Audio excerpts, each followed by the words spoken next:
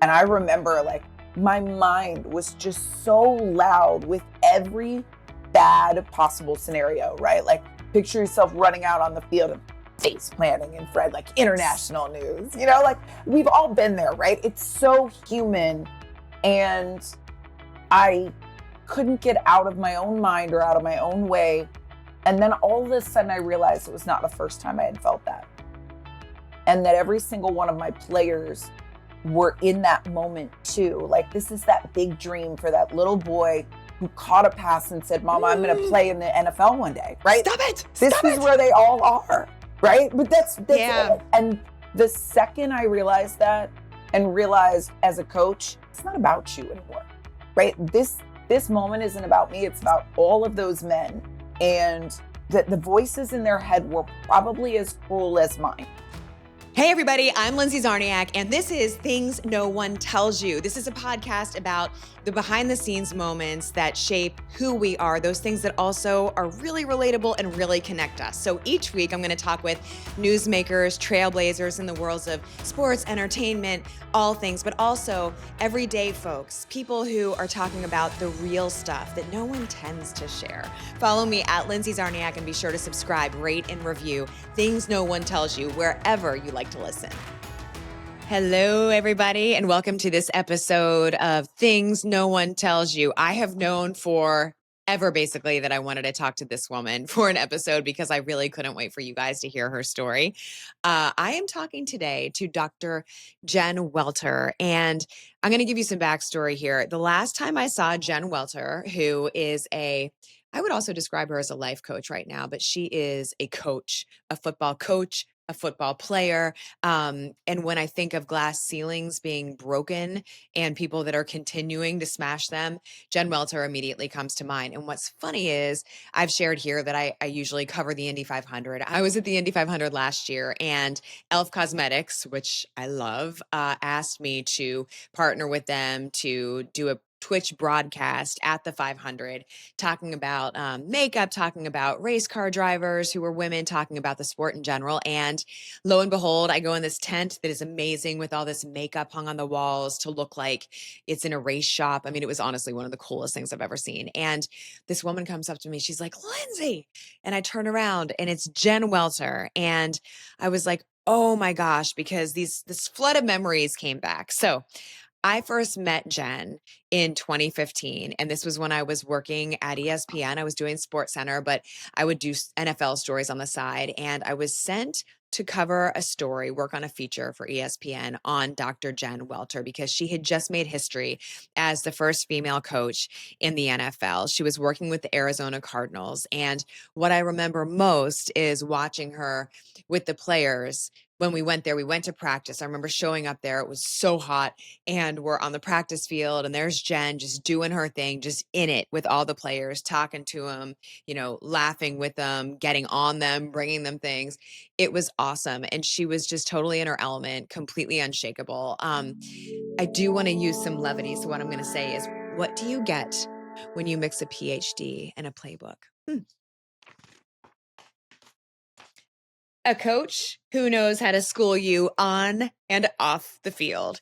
And that is so Jen Welter, because one of my favorite stories in this episode is a story that she shared with me back in the day about one of the ways that she found to really get to her players. And, in football and in other sports, but what I've learned is, besides the common phrase that players always say of don't get too high, don't get too low, something coaches always talk about is that the really, really good ones know how to reach, basically how to like really touch and get to the players. And we know that there are so many different players. Every player is different. So it's like the coaches that are the Hall of Fame coaches and the ones that just are the most respected are the ones that find a way to get to the different players on their team. And Jen, I saw it with my own eyes, really has that capability. And so I want you to listen for the story that she shares about a funny moment and how she did that, and how one of the players basically called her out. And I think it's great. I'm so glad he did.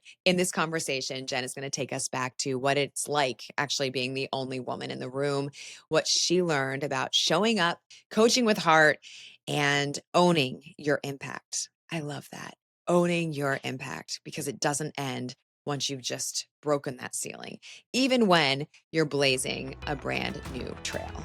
So I first met Jen in 2015 because I was at ESPN and I was doing some features for NFL coverage. And so they asked me if I would go out to Arizona because they wanted to do a feature on this amazing woman out there who was the first female coach of an NFL team. She was coaching the linebackers out there, correct? And Jen, Yep. it was so cool because I just remember I have so many memories about that moment, like going out there, talking to you. And the thing that sticks out most is watching you inside the bubble, just with the players, And so there are so many other things. Jen is a speaker, absolutely an entrepreneur. I can't wait to share with you all the things she does, especially in the vein of teaching people about football. It's so cool the way you do it. But like, how do you describe all of the things that make up what Jen Welter does? Well, first of all, let me give you all background on how I remember this lady because she did the I'm going to make you cry interview.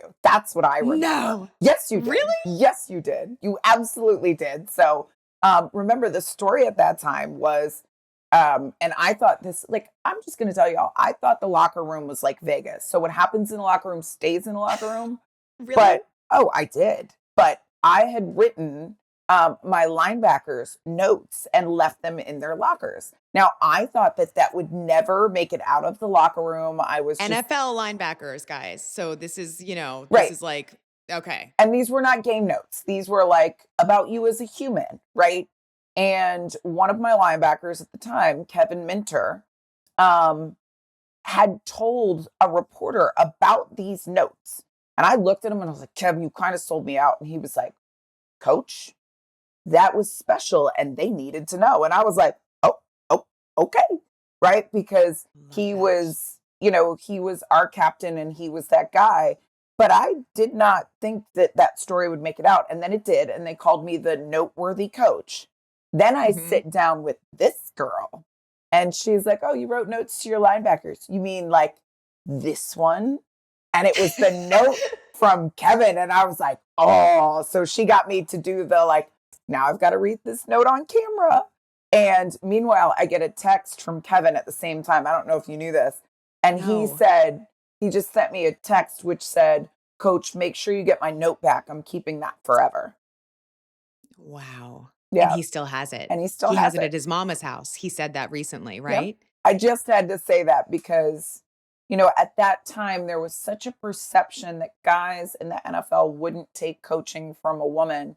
And my takeaway from that time was most men have been coached by women their whole lives. And for a lot of those guys, they were there because of these strong women that were in their lives. So to actually be able to have that human connection was something that they really thrived with, right? And it's not that a woman is better or worse, but how good is it to have a combination of different voices around such a tough scenario? Because what they might be able to talk to me about, they may not have been able to talk to another coach about, and vice versa. And I think that was such a powerful thing. And now, obviously, we've seen many women go in and not only coach in the NFL, but in MLB and in the NHL and the NBA as well. And I think that different voice is a great addition, especially in very tough environments. And that's really what I think my takeaway was, and what I encourage other people to remember too. Oh, so what did the note say? And take me back to the beginning of when you decided you wanted to write the So notes, because you did it for yeah, I several did it. players. Yeah, I did it for all of my linebackers and a couple of the other players that I was close to. But it was the night before that first game. And I mean, I swear at that time, I mean, people don't know how hard it was. And I did my best to just hold it together. But, you know, the commentary was either she's the death of the patriarchy or the champion for all womankind, right? Like nobody was neutral.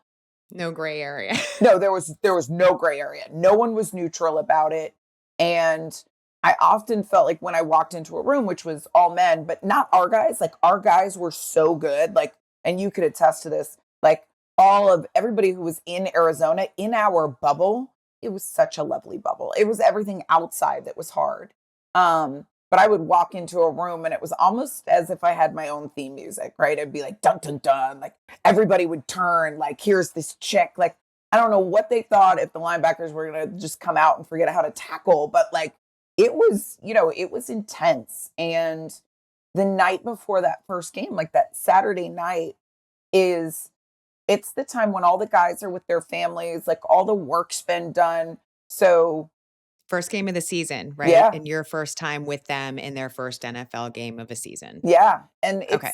it's that time when like, you've done so much work and now all of a sudden it's like there's nothing you have to do. I didn't have family there. It was this. And I remember like my mind was just so loud with every bad possible scenario, right? Like picture yourself running out on the field and face planting in Fred, like international news, like we've all been there, right? It's so human.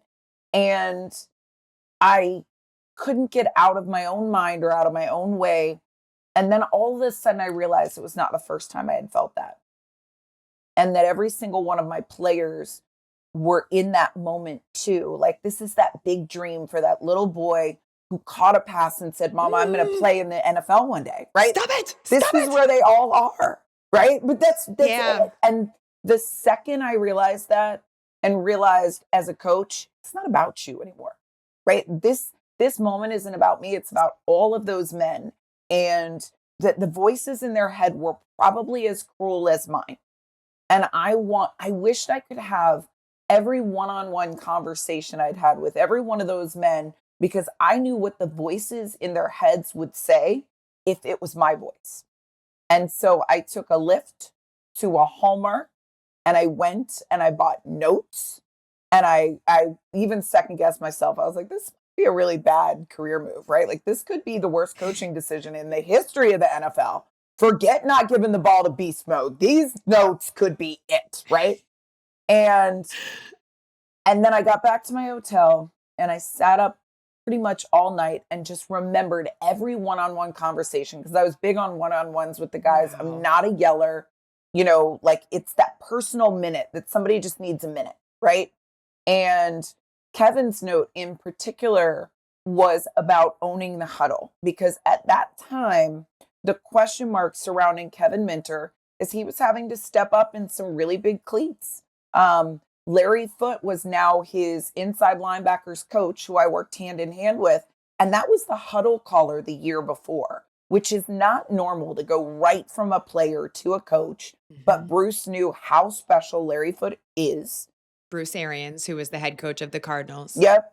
And he knew how special Larry Foote is and, just put him right into that role. And that speaks to Bruce as a human.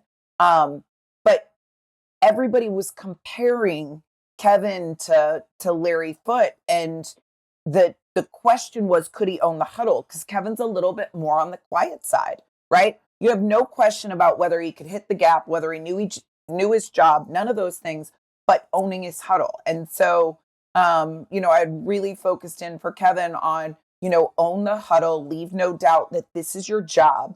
And you don't have to lead like someone else did, like lead your way. And so I went through this whole process. Like I really realized, and I love that this is the things that no one tells you, because after I got myself through that very hard note and realizes, first of all, that like when you're writing notes, you should pace yourself.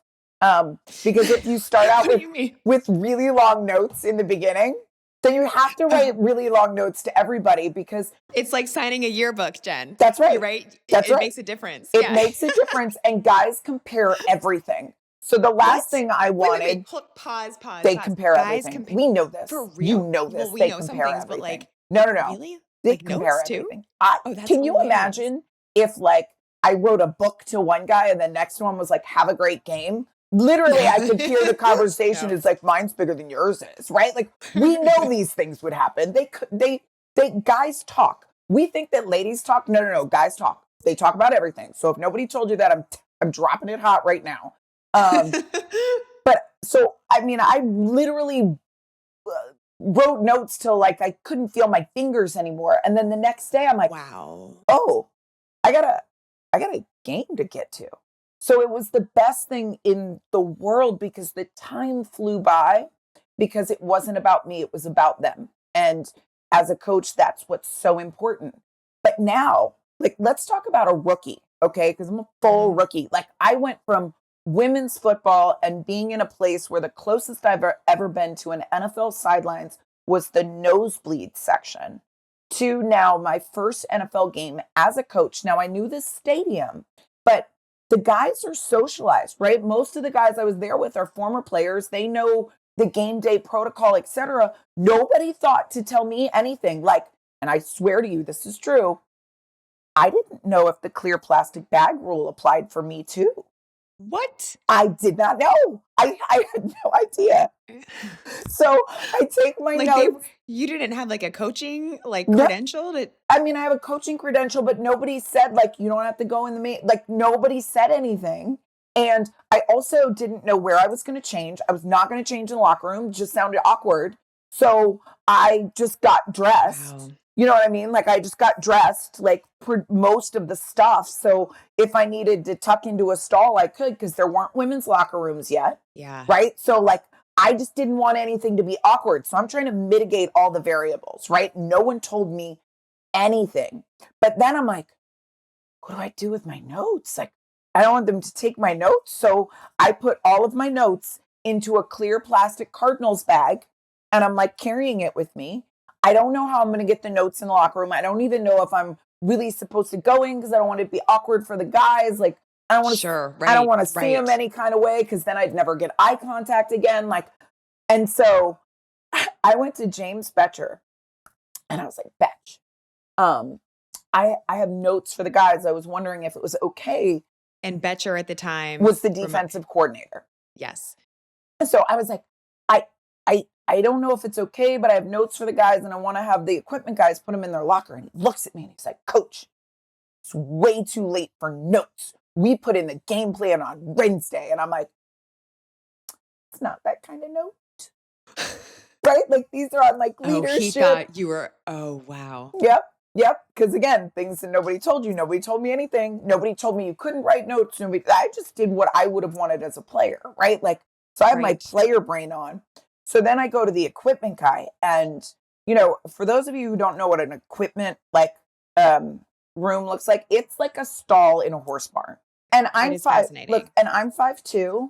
So y'all, like, when I went up to the equipment guy's thing, I'm like this, right? Like, and this poor equipment guy, I mean, he'd been with the Cardinals for a very long time and he'd never had to deal with having a woman there, right? Like when he called me the first time I talked to him and he was like, tell me what your pant size is. Sir, what kind of pants are we talking about here? It's not the same for girls. And he's like, it's a pant. And I was like, oh my God. Right? So yeah, when I knock on his little thing and he looks down and sees me there, you know, he's probably looking around like, is this a kid or is it a prank? Right? He's like, Rrr. And so I take my little bag of notes and I put it up there and I was like, excuse me, sir. Betcher said you would put these notes in their locker for me. And I like ran away before he told me it was not okay. So, you know, all of these things on like a day that everyone else assumes that I know because they all know it. It's fluid. It's second nature for them. But I'm the ultimate outsider, so nobody's telling me anything. Then, you know, we get out to the field.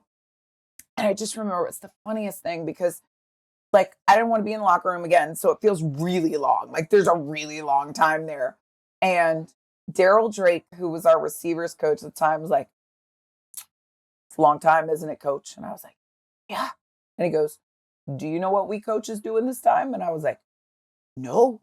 And he goes, go and talk to the coaches on the other side. Make sure that you have a relationship with them because, you know, this game is not for long. And in a heartbeat, you could be out of a job. And he said, you won't have the same connections that we did. And he said, as a matter of fact, see that guy over there? That's Brad Childress because we were playing against the Kansas City Chiefs. And he said, Chili's a good guy. He could hire you one day. He walks me over, introduces me to Brad Childress, who fast forward did later hire me when he was the head coach of the Atlanta Legends, right? So then it goes by so fast. I did not face plant in front of the world. The linebackers made plays. I met Sarah Thomas. It was Sarah Thomas's first game was mine. So Okay. we had a handshake before the game, and you want to talk awkward. Like, they're like, you're going to accidentally on purpose kind of run into this person for this iconic handshake because this is the first time in the history of the NFL you've had a female coach. First time in the history of the NFL you've had a female ref. And it'll Yep. be the first time in the history of the NFL that handshake between a ref and a coach happens to be two women. And so I guess they had told, and Sarah and I have become great friends. And I guess she Yeah. was a little mad. She was like, I just want to do my job. I don't want to do this thing. Like, why do I have to meet this woman? Like, Make it a big make it deal. a big deal. And she said, we talked about this later. And she goes, Jen, when I met you, she's like, the first thing that you said, you just made me laugh. And I knew we were going to be okay. She's like, do you remember what you said? And I was like, no. And she goes, you just looked at me and you go, well, this is awkward, isn't it? And she said, I couldn't help but laugh. And then I knew we were going to be all right. And I was like, oh, well, everybody who looked at the pictures was like, you guys are laughing. Jen, we know it was you. What did you say? Right. So we get through the handshake. Both Sarah and I survive. I think, I have not made the worst decision in the history of the NFL because a few of the guys were like, Coach, we appreciate those words. And I'm like, they're happy. It's quiet. We're good. And then a reporter came up to me after the game. And she said, history was made tonight, University of Phoenix Field. For the first time, a woman took the sidelines as a coach. And coach, we heard you did something very special for your players. You left notes in their locker. Wow. Would you care to comment? And I was like, oh, no. And I was like, ooh, they sold me out. But she told me that when she asked him, Kevin Minter said in his whole career, he'd never had a coach care like that. And all I could think of was, well, you own your huddle then, Kevin Minter, right? Lead and do it your way. And that's really what it was. And but what a funny thing, because, like getting back to the things that no one tells you, no one told me anything, right? Like I literally was like, well, I better just put things in the clear plastic bag because that they don't let anybody, Yeah. like just those little things that everybody would assume you just know. How do you know? And if you unpack that, it's probably, tell me if I'm wrong, but like you don't necessarily want to ask head coach Bruce Arians those questions. Of course you could, or you could, but it's that point of like, I should know this, but you really shouldn't because no one's done it, right? But it's like this awkward, and it's funny because that takes me back to doing, like I've been that person too, like when you're in a bathroom stall and you're changing your outfit because you're going from A to B and you're like, don't want to ask for a dressing room or whatever it is. You don't want to be difficult, right? Like, and Yes. we're so used to, I think when you're used to being the one, it's like there are certain places where you can just mitigate the awkward. And Yes. that was always me. But like, Bruce Arians is such a cool dude because he would just laugh about things, right? Like, and I remember, even the coaching gear that they gave us, like, I thought I kind of had to wear it all, which, like, first of all, I mean, the shorts, I asked to get the same shorts as the guys because there was some other stuff. And so there was like a running joke of Coach Jen and her big red shorts because they didn't have shorts in my size. So, I mean, I looked like I was super sagging, like all of my basketball shorts that were below my knees or wrapped up. So I looked like I had a spare tire because I had to wrap them up like 6 times so I wouldn't Yes. trip over Yes. myself. But like on the first day, I put on like, the fitted cap that doesn't have a place for a ponytail. Yes. That's the worst. So I Then it's had, got to be like, and it's got to be, or it's got to be your hair's down or whatever. So I put the hat on and I'm trying to do stuff at practice, but I'm not one of those just stand there people. Like I was a football player. So I go to like run and the thing flies off and I was like, ugh. And so I just took it and I like chucked it. And BA starts laughing. He goes, that didn't last too long, coach. And I said, it doesn't have a place for a ponytail. And the next day he made them give me like a hat with a ponytail. So I at least had the option, right? Like it was just, he just laughed. He was like, he goes, you don't have to wear the hat, coach. And I said, I didn't know. I don't want to be out of line. And he was like, you don't have to wear the hat. And I was like, good. Like, but Yeah. he was just so good and human about everything that we laughed a lot. I mean, wait, and so one of the things I love too is you cold called, right? Like you really and I when I was like thinking back about your story, because obviously you just mentioned it. Jen is a player. She is a phenomenal player, is a medalist, like is just all the things. But in terms of your coaching career, you cold called and made your way to Arian's assistant, Yes. correct? Yeah. And I am such a believer in cold calling. I will tell you, I want to hear your version of your story, but that's how I got my very first job out of college is I had sent my resume like everywhere. I really wanted to work at MTV. That wasn't happening. I just knew I wanted to do television. Like I Yeah. thought I wanted to do maybe news or entertainment, sports. I was lucky enough to like have my journey pivot along the way in this amazing way because I did not realize how much I would love the world of sports, covering it as a journalist. Anyway, I cold called CNN because I had sent my stuff. I hadn't heard, and I was just literally going down this list of like, who do I need to call? And when I cold called, I got this man, and he was in charge of the video journalist program, which was like the entry level job at CNN. You're like behind the scenes, getting coffee, ripping scripts because we were so old that's how you read your stuff. And Well, thankfully, we're both, 29 because we're like days right, apart with our birthdays. So we are wonderful Scorpios who are just so young and don't age. that's right. And We don't. but the guy I remember on the other line, he was like, "Oh, Lindsay, it's so funny. I actually have your resume in the stack of 5 on my desk." And he had a bigger stack, but I always think of that because I'm like, had I not called Right. that day, mine doesn't get put to the side because it's simply a connection with a name. That's all. Right. And I didn't know a soul down there, but that was the sole reason that I got a call back to be a part of that program. And then they're like, "Oh, by the way, we need you next week in Atlanta." And I'm like, "But it's my senior year. I just graduated." And that's They're it. like, All we my don't friends care. are going to the beach. I'm like, "See ya." I am such a believer in following your instincts and your gut and just cold calling. So tell me how you did it, because obviously you impressed somebody to get all the way to making an impression on Bruce Arians, to have him even invite you out to Arizona. Well, I mean, it was the craziest thing, right? Because, I went from being the first woman to play men's pro football as a non kicker, right, on the Texas Revolution. So played with the guys, and, no one thought I would last a day, much less a year. And I had played with those guys for a year. And then we got a new head coach, Wendell And Davis, how was former. it playing with them? Were they welcoming? Was it great? What do you describe it as? Well, I would say it was painful and one of the best things I ever did in my life. Clinton Solomon, who was a former Chicago Bears wide receiver, probably gave me some of the best advice I have ever had in my life. And it was, you have to be a part of our locker room. It can't be Oh, you yeah. versus us. It has to be us versus the world. And in that, he's like, Jen, if you take on, he's like, let me be your champion. He's like, if you're having to take on guys one after the other, we, the way we are, we'll put our hands up and be like, she's got this. But if it's a matter of us versus them, then it'll be all of us with you included. And that's a different dynamic. And so I didn't I didn't understand that at first until he stepped up as a champion in a real way. And then it changed the whole dynamic because man, I was earning respect by being there and taking the hits, etc.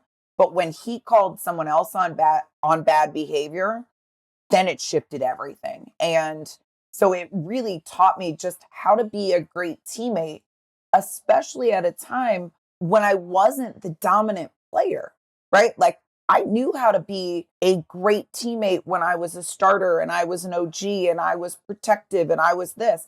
But on theirs, I was the bottom of the totem pole fighting to like make practice squad each week.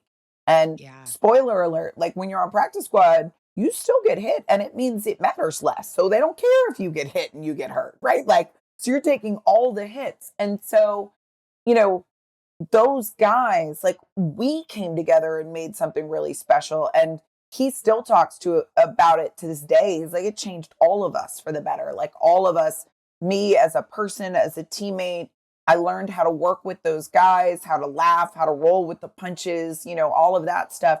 And they learned like how to be protective and how to listen to a different voice. And so I already had their respect. And that's what caught the attention when we got a new head coach the following season, Wendell Davis. And Wendell saw how the guys responded to me. That got him interested. Then he grilled me on football and what was good with the team and what wasn't. And I had already decided I couldn't physically do another year, right? Like, I mean, I'm good. I survived a year getting hit by them every year. I lovingly say it aged me dog years that one year. But there were things with the team that just weren't right. Like, and so I thought, like, drop the mic. Like, I'm gonna leave this place better than I was, and I'm gonna burn it down. And so I was probably way more honest than I would have been if I thought I was auditioning for a job. And then the next day, like Wendell calls me and says, you have to coach this football team. And I instinctively said, no, girls don't do that. Because at that time at that time there were no women coaching in professional men's football. So there was no one I could look at and say, I could do what she's doing. And mind you, like this is why representation is so important, is because, you like people say see it, be it for a reason. Like, and though it sounds like it's become a catchphrase, it really does give you that spark of hope, of dream, right? To like be able to see yourself walking in someone's shoes or, carrying that clipboard or whatever it is. And so I just instinctively said no. And thankfully, football coach is really stubborn. They don't like to be told no. And he said, not a lot of guys are going to give you this opportunity. You're taking this job. And I said, no. And I hung up on him. Then he called me back and told me about myself because he had already taken the job on my behalf. And he said, you can quit. What? Yeah. Oh, yeah. He said, you can quit if you want to. But see, we women, we may not always project ourselves up into those positions that are bigger than what we've done, right? Like we overcheck boxes because especially being a first, we don't want to be the last two. So like that's a lot of pressure, right? A lot of weight on the shoulders, but we also don't quit. So it's really important when you see something in a woman or somebody who's not been represented in a certain way, that you direct them, that you show them and you directly mentor them, because we may not do it on our own. I wouldn't have. Thankfully, once I got there, the guys really listened. I was really good at especially the relationship part. I mean, my PhD is in sports psychology, so none of that was new. But Wendell was like, I can teach you how to coach football. What I can't teach is those relationships. I can't teach how those guys respond to you and how they respect you. Like, you're the right person for this. And thankfully, we had a pretty outstanding general manager at that time who brought me in first as a player and then okayed me being a coach, which was none other than Hall of Famer Tim Brown. So I've had some very strong advocates throughout my career, like Tim, like Bruce Arians, but I would not have picked up the phone and called the Arizona Cardinals if it wasn't for a couple of things. Number one, it was Sarah Thomas being hired as the first female ref in NFL history that opened the conversation, right? So when she was hired, a reporter, and I'm so thankful for y'all. That's why I'm always like, yeah, what do you need? How can I support you? Because you need the conversation to be pushed somewhere. And that's the power of great journalism and great conversation. Because it was a reporter, and I wish I knew who, because I would send flowers, who asked Bruce Arians, because of Sarah Thomas being hired, if he could ever see a woman coaching in the NFL. And his answer was simple. He said, the second a woman proves she can make these guys better, she'll be hired. Enter Jen and the phone. But it was also my head coach at the time who, like, I kind of brought it up to him and he's like, well, we should call Bruce. Can you get me his number? don't you guys have like a little black book or something? Like, Right. Like, isn't there? There is, in fact. Well, the media has one, right, but well, I right. didn't. But Right. so it was like, I don't know, can I? And why am I doing this? And so I Right. literally Isn't got online and I'm like, Arizona Cardinals number. And I like just randomly called and I was calling on behalf of the head coach of the Texas Revolution in indoor football, which for those of y'all who don't know, yes, I followed Kurt Warner's footsteps. So he has a movie about playing in the IFL. Well, I played in the same league and I think I did it better. You know, they say who wore it better? I think I did. But I just called on behalf of my head coach because my head coach wanted to talk to their head coach because he'd heard about what Bruce Arians said about a woman coaching in the NFL. And though it was not the NFL, there was, in fact, a woman already coaching in men's professional football. And I was apparently very convincing because I eventually got um, transferred all the way to Wesley Godwin, who's now like the defensive coordinator of Clemson, by the way. And Wes, small world. yeah, and it was right before NFL draft, though. So this is what's funny. So for those of you who have watched the movie Draft Day, so again, things no one tells you, like that whole thing of like, there's a life and we're going to have like a funeral on the field and do all that stuff. That does not exist. Before NFL draft, nothing exists outside of those draft people, right? So there's not even sleeping that happens. No, there's no sleeping. There's no life. Yeah. So like that whole work-life balance thing, it's like that is a myth. It is like Bigfoot. It's not a thing, right? So I get to Wesley, who knows how because of the timing. And he said, I think BA would really want to take your head coach's call.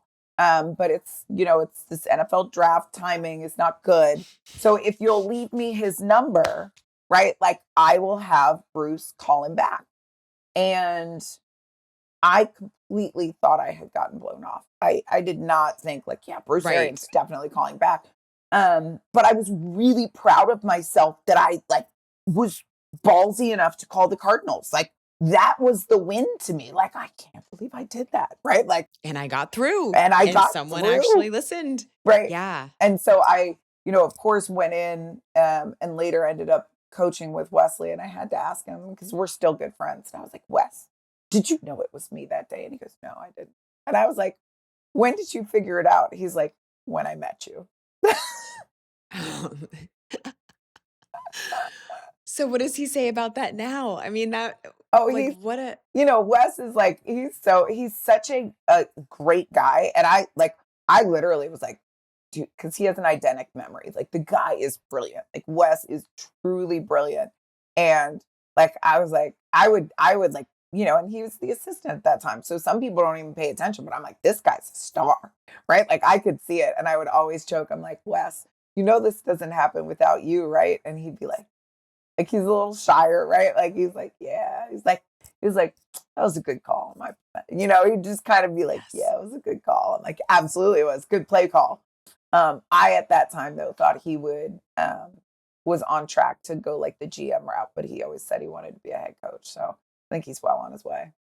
Well, so when you get there, what were some of the things that you had to deal with or overcome, I should say, like in getting them, and you had already had that experience, like you said, but getting the players to be on board with taking coaching from a woman?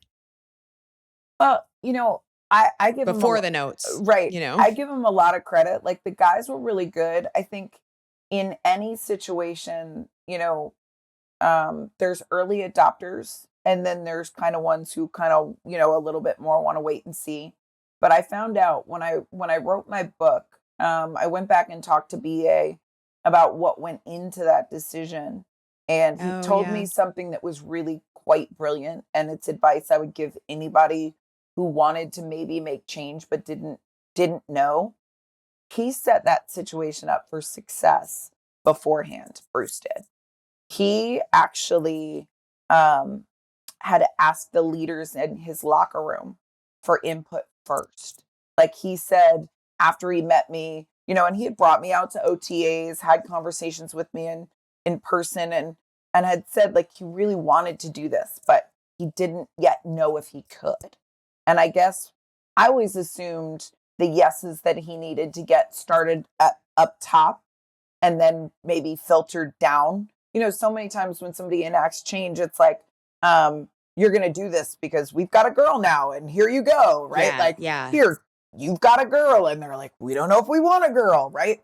No, he went to them first and he left it up to the leaders in his locker room to make that call. So they already had a vested interest in creating change. And I think that's so special because in something like the NFL, right? Like larger than life, the absolute pinnacle of football on the planet. There's change is not always an option. And Mhm. the fact that he gave the players the opportunity to be a part of history, I think rather than being skeptical of someone, like they had ownership in my success. And I will tell you, those Yeah. guys knew everything about me before I walked in the door. They had watched my game film, Lindsay.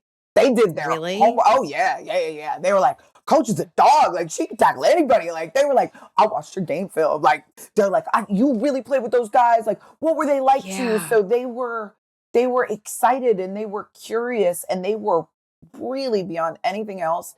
They were so proud to be a part of history. And they still do. Like when I see them, they're like, "Yo, where's the movie? I want a cameo. Like I have not seen this Yeah. movie yet. Where's the doc, coach? What's going on?" Like we haven't seen the story anywhere, and we're not happy about it. Yeah. I saw Calais at the Pro Bowl, and he's like, "Coach, I had to check everybody. We got women around now, a lot of women in the league, and I had to tell them, but I had the first." And so I think I think they were really just so proud that I maybe didn't experience some of the pushback that I would have expected. The places, Interesting. yeah, the places where I found it harder, like some of the guys, like I remember having a conversation with Corey Redding, who was an OG at that time. It was not directly in my room, but you know me, Linz. I'm pretty consistent on how I treat people. And I think we'd had somebody get cut that he was close to, and C Red was upset about it, right? Like, and I was like, "Hey, are you good?" And he was like, he just looked at me. He was like, "You really are who you say you are, aren't you?" And I was like, "Yeah." And he's like, "You've been the same person since minute one." And I was like, "It's all you're gonna get." And Yeah. he's like, "But coach, how do you not get attached?" He's like, "Because you have a start date and an end date. That's hard." And he's like, "I kind of laid back because as many times as I've like really like vibed with guys in camp, I wait now until I see if they make the roster because I don't want to get hurt." That's fascinating perspective. Yep. And I said, "I'm doing nobody any favors if I don't go 100%.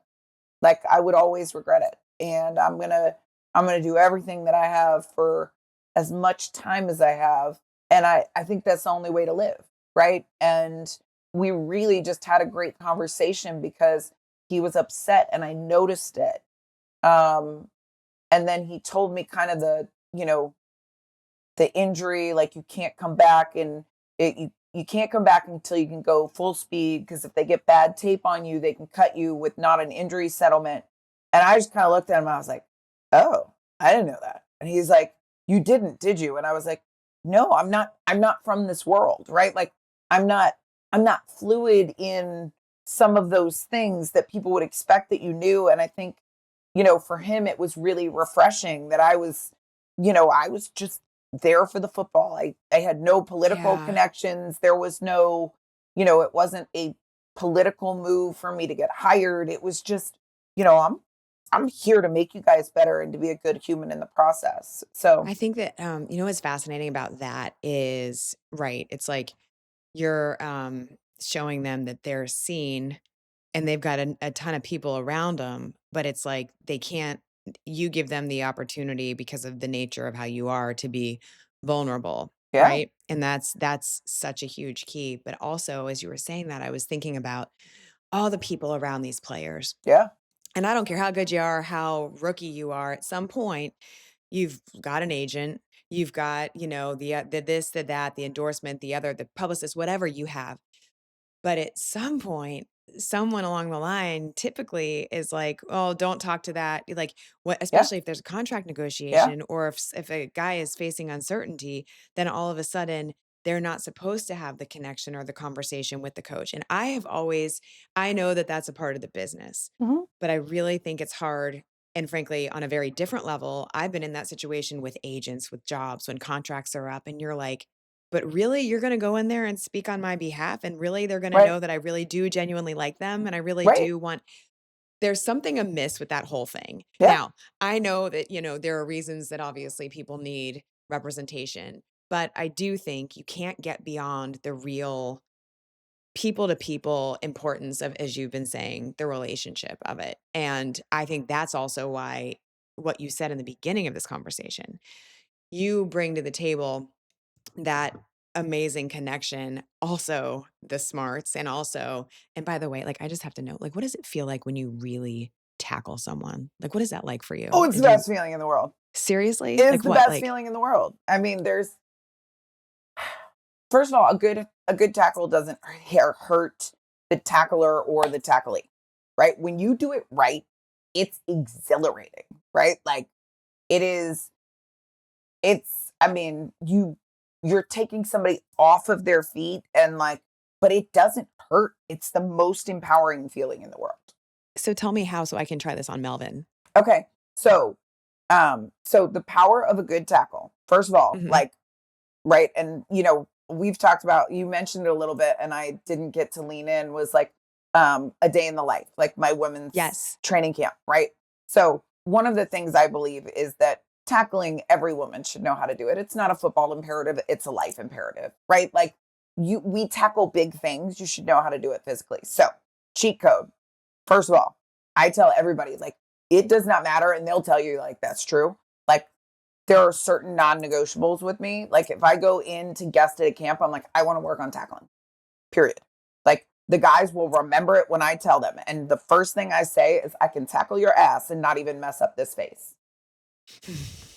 Like, this makeup will not move because this part of my face should not come into contact. Now, in a live game, yes, like somebody turns and you're going to get that, right? But like a good form tackle, if we're learning it, is cheek to cheek.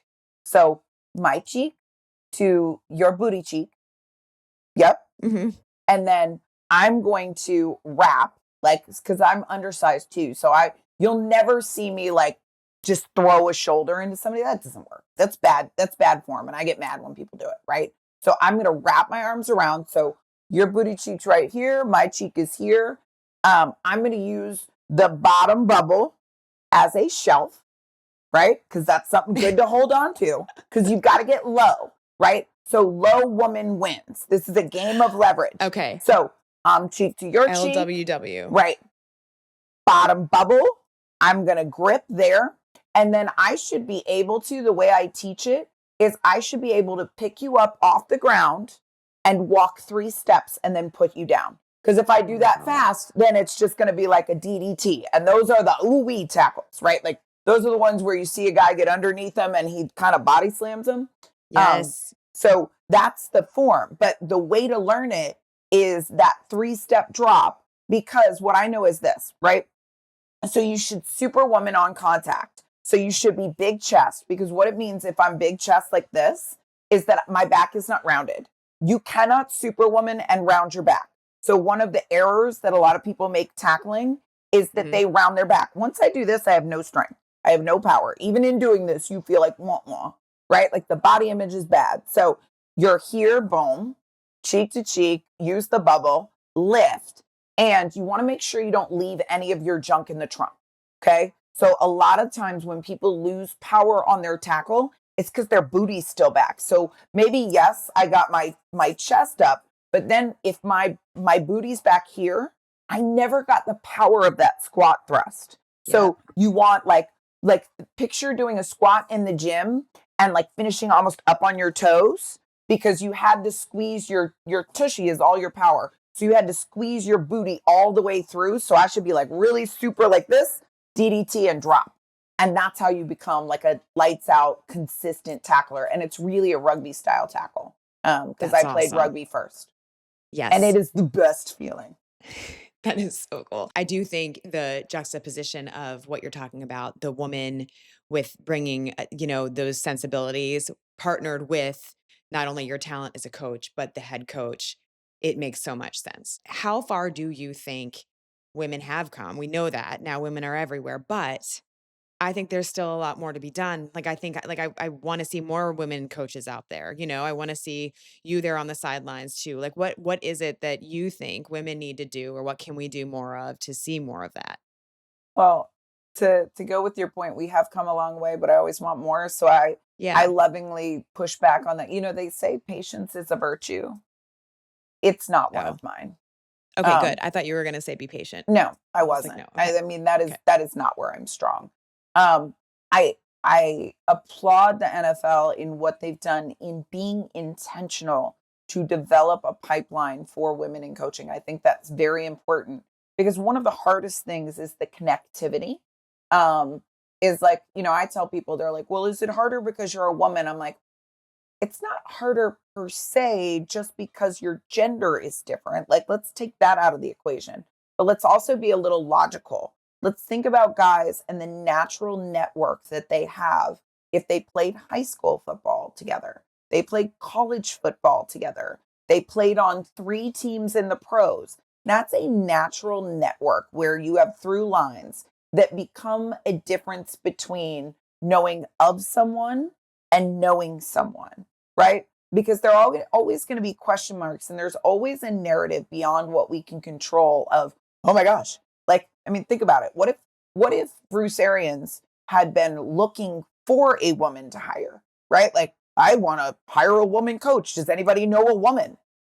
Harder for less likely that they would have known a woman who was capable because they weren't in all of those natural networking scenarios, right? So that's one of the biggest things where I see that we still need more progress is because there is a very big difference because again, knowing of someone and knowing them personally.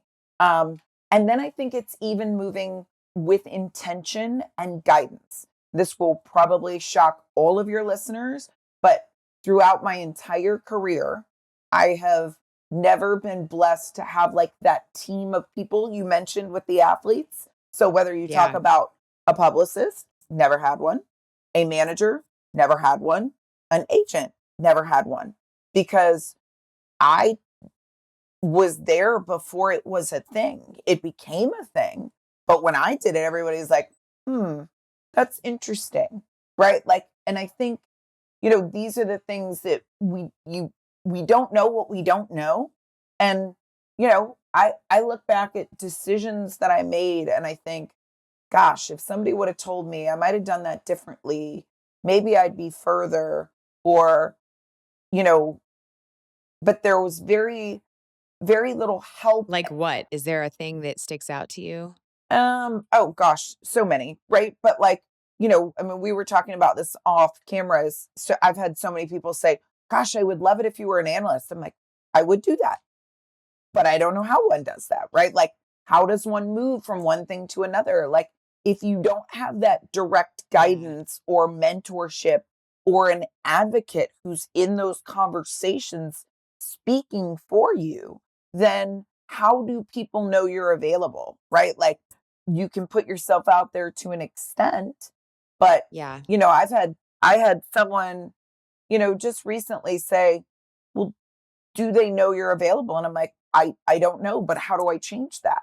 Right? Because they're like, oh, well, you speak all the time. Maybe they think that you just want to do speaking. I'm like, there's also a thing called paying your bills, right? Like, so I might ideally want to be coaching right next to somebody, but I'm also not willing to hold up a cardboard sign and say, we'll coach for food, right? Like there's, Yeah. there's a give and take. And if you don't have advocates who can help position you for success in the ways that the people who are making those decisions know how to hear that conversation, then you're probably not in some of those conversations.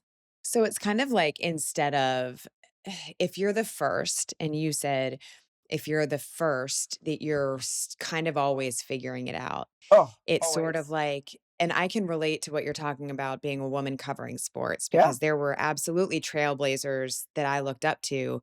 Um, but still, I feel like I was enough on the fray of it that it's like you're still having to figure it out because those trailblazers were like at really high points where I was not at that point. And I think um it's sort of like when you're the first, maybe you don't really have an opportunity for mentors. You have an opportunity for advocates, like you said. It's a little bit like, and you can have mentors that are men, absolutely, but that is a little different. It's important, but it's different than walking you through how to know the ins and outs or how to know that you don't need a plastic bag, a Yeah. clear plastic bag, Right. right? I Like, mean, like, and I tell those stories to people because they're like, how did you not know? I'm like, how did no one know to just even give me an idea of like, here's what you need to bring to the stadium or, I mean, you don't know what you don't know. And I think yeah. in I mean, so yeah. many situations, um, I think like I lovingly say, when you've done good things and you do, like they're like, oh, you've done so much, you must have all of the answers. And I kind of go, uh, me? Nope. I got more questions than answers most of the time. But like there's this thing about people who are really capable. Like I would say this with you, like everything I've ever seen you do is like on point, super professional, looks gorgeous, right? Like shows up pros pro. I wouldn't know what you didn't know, right? Like Right. there's this Right. halo effect around people who do great things that assume that we're great at all things, right? Like, what I don't know what you don't know. Like, and then I've got people who will assume maybe that I know a lot more than I do about certain things, and they'll ask me a question. I'll be like, I don't know. I don't know how to do that. And they'll be like, oh, come on. You really do. You're just downplaying yourself. Like, no, girl, I'm not. I don't know. I don't know. Or you're holding back the secrets from me. And I'm like, nope, nope. Pretty much being honest. And sometimes honesty is too much. It's such an interesting point. But so to the people that say, well, do they know that you're available? What do you say? Like, how do you handle that situation? Because I've been in situations like that. Like, as well, but yeah, all you can do is have a conversation, I guess. I don't know. It's I'd be such a like, tricky, yeah. And like then you don't want to be too available because then you're what? You're right, thirsty. Right? Like right. I've had people say like she promotes herself too much. And I'm like, well, obviously I don't promote myself enough because I don't have a job. What? Right. Yeah. Yeah. Like, I mean, it's Yeah, kind of I think it's all about socialization and culture, right? Like, right. That's a good point. as an outsider, you have the benefit of, I guess, just being fresh, right? Because you haven't been like sis, beat down by the system or whatever. But you also don't know things that probably you should. Like, I am quite certain that there are people who don't like me who have never met me, right? Because they don't what? Like the idea of me or, like, we always hear the statements like stay in your lane or do this. Well, I haven't had a lane, right? Like, and at some point you're balancing what is maybe a title or a barrier you broke with the reality of life, which is, you know, I wish I had um the experience that, for example, if a guy was in my position who played football for 15 years and won 4 Super Bowls and was an 8-time Pro Bowler and won 2 gold medals with the US national team, I Yeah. would likely, unless I just didn't make good money decisions, I would at least have, this money that I earned throughout my career. I made $1 a game. So that doesn't spend very far, right? Like that was the What? most I made as a woman. Oh yeah. Like so being a pro was a state of mind, but it doesn't mean that there was money attached with everything I did. My first coaching job, I made $75 a week. And most of the time those checks were bouncing. So it Mhm. taught me how to be very good and sensitive to the the life stuff that was lifing and might have gotten in the way of playing for players. So being very sensitive to be able to pick up on those conversations because I've been there. But it doesn't do well in terms of maybe some of those things that could have been built up, or you could have hired someone to help, or you could have done this. Like I I just had to figure it out. I think sometimes the perception of somebody and the reality of what they're facing, or what their hustle is, or what their motivation is, or what their drive is, can be very different. I mean, I remember having it was probably one of those moments, and I'm sure you've had these. Like, have you ever had someone who was in a position just financially where the rules were different from them? Then you make an assumption about you that left you in a place where you never thought you'd have to go back to because of where you were in your career. I remember an interview for a job in which I sat across from somebody who said, Jen, I love football so much that anybody who knows me knows I would have played for free. What I need to know is, do you love football like I love football? And it was probably to his benefit that he was not in front of my face, because I may have demonstrated that cheek to cheek hip wrap and drop, and it probably would have been the best tackle of my life. But I remember tears coming to my eyes. This is way after the Cardinals. This is, I'd done a lot of stuff in football. Yeah. And I remember having to go, while it's fine for you, in theory, as a man who's made millions and millions of dollars playing this game, what you have to know is that every single woman who, like me, was brave enough to step foot on the football field in her pads and helmet did, in fact, play for free, because we do love the game that much. This isn't a hypothetical, this is real life. And I certainly hope that no woman who went through what I did ever has to hear you ask that question. And I was so broken in that moment because I thought we'd come so much further than that. But Yeah. Yep. that's the perception versus the reality. He may have been able to make certain decisions or pass up on certain opportunities or hire a team with what came from his playing career, and well earned. Bless him. Bless every human who has made millions of dollars playing sports. Hopefully someday that will be the reality for women. But the truth is, WNBA isn't even there yet. And there is no place in the space of football where yet women are paid to play. So our path, because of that, means that we have had to sacrifice so much that everything we do is driven by the love of the game and finding ways to afford to stay in the game. So I think with that, there's such a, like, even going back to the self promotion thing, like, again, what what would you ask me to do? Because it either becomes you do something that is peripheral to the game, you do something in the game, or you leave the game. And those are really the only options, because there's no cushion. There's no fallback.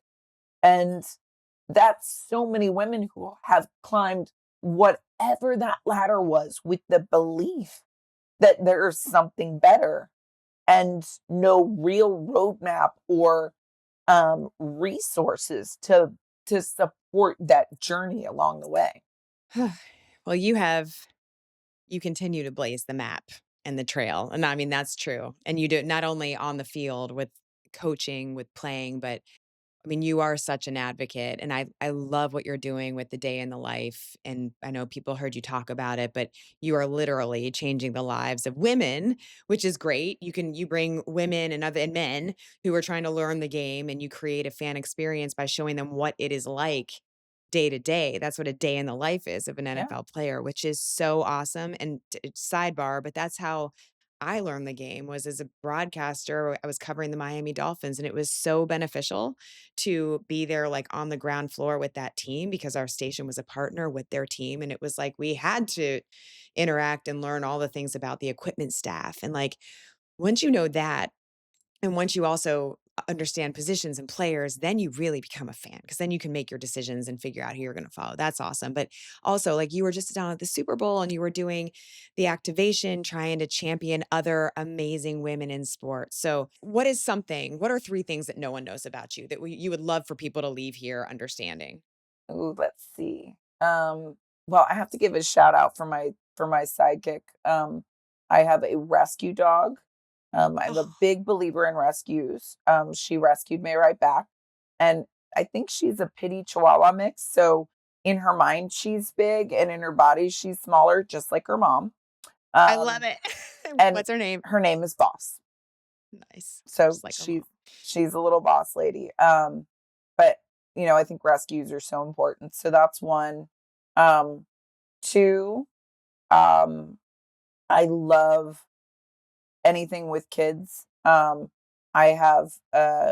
co-created a kids book series and actually wrote my first Girls in Flag book. So I want to figure out how to get that out there. So with that credit, I do have a best-selling book in Bugs and Spiders, Okay. right? Bugs and Spiders. Never would have gotten that one. Where can people get your book?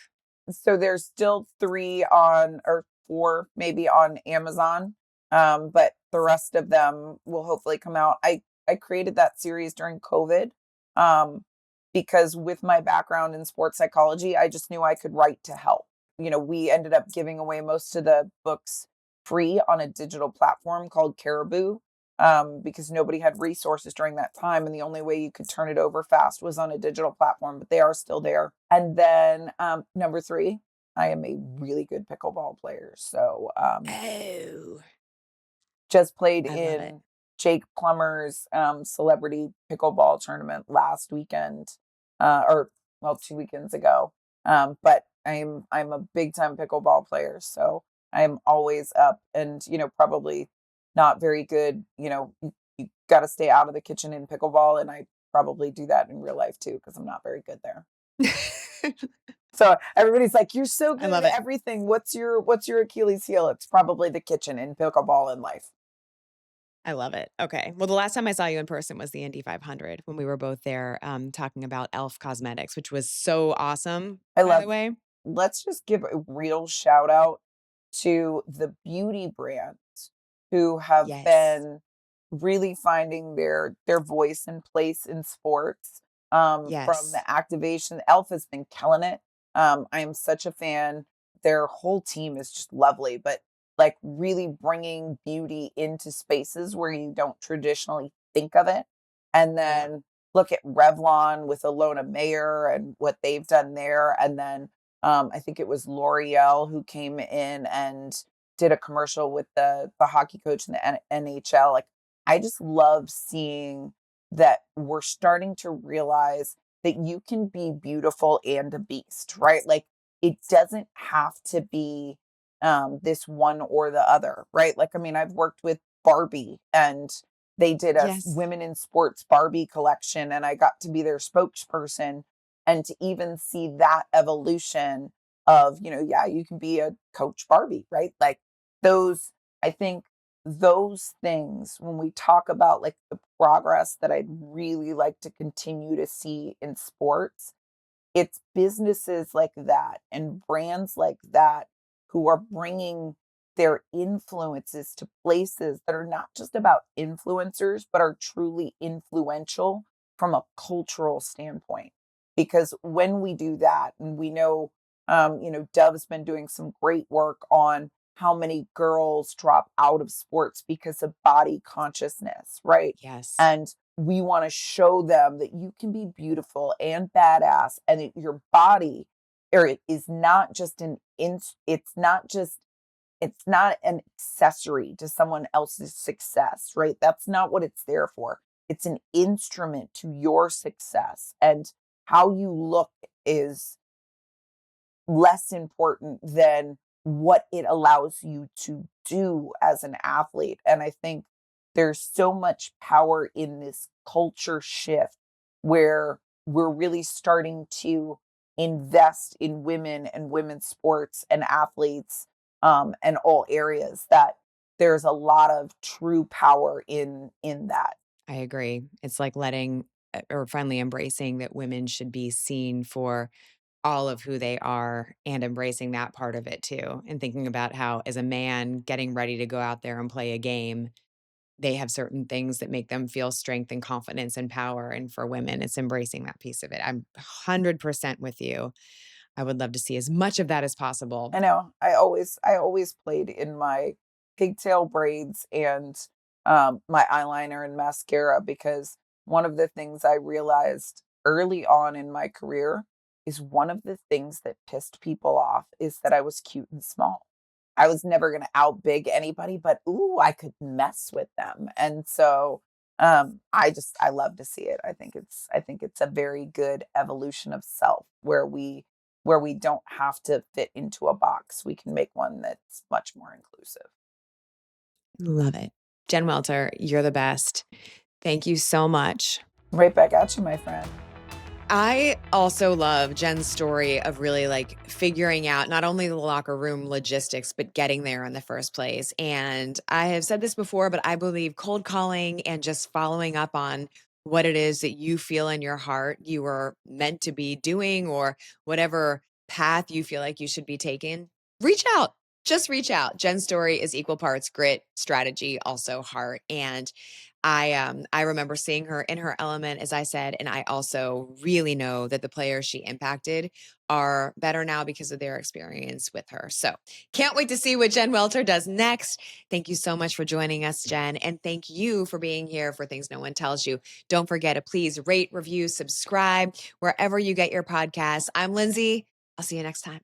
Thanks so much for joining me. I can't wait to see you back here next week. Please don't forget, follow and subscribe to Things No One Tells You. And of course, if you're listening on Apple Podcasts, don't forget to leave a 5-star review because that's really what helps people get more listeners. We would love to grow this community. We are so grateful that you're a part of it. See you next time.